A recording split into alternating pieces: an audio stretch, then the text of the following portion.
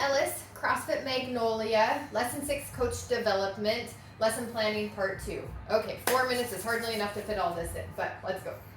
So, our workouts today, I picked the 4 rounds for time and the 8-minute EMOM. So, for our 4 rounds for time, we've got a stimulus of 15 to 20 minutes. Our run's going to take us about 2 minutes each.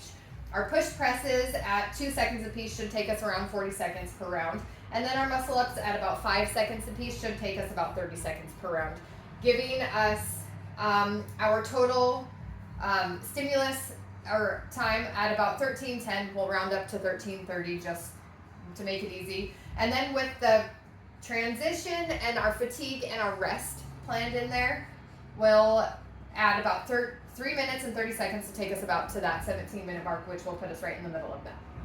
Okay, starting out.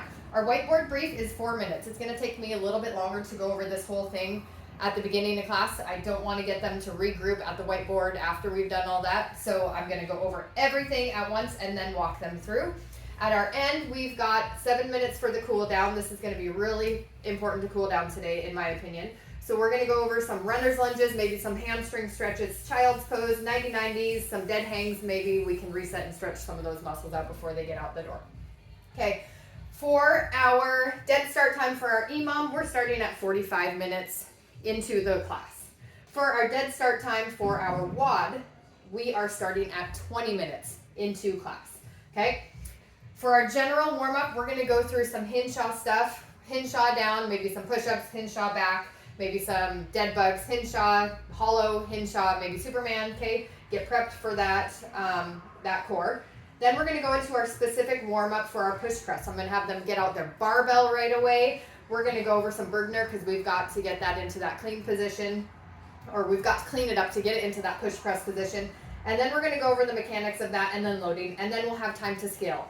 If I'm scaling that, we're going to go over maybe dropping the load, dropping the reps, maybe doing push-ups if they're not going overhead, and also if they're not doing anything with their arms, we're going to be going maybe into squats. Okay, so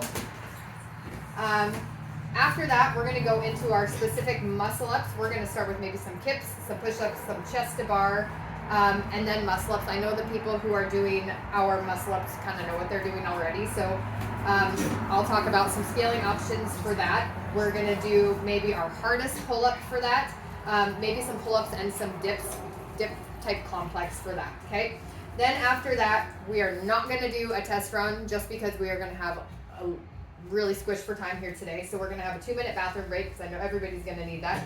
Then we're going to go into our first one. After that, we are going to clean up at that 20-minute mark. It's going to be a strict 20-minute cap today. We're going to clean up, then we're going to get into our rope prep. Okay, we're going to have to probably pull those ropes down. We'll talk about wrapping, scales, and if we're doing legless, we'll talk about that as well. Then we'll go into our 8-minute EMOM. If we are not doing that, we're going to talk about maybe doing sit-ups, maybe some hangs from the bar, hanging knee raises, some zombies, and then that's done. And then we'll go straight into our cool down. So that should be kind of a tight squeeze into that class for that day. And hopefully we'll get it all done in that hour. Thanks.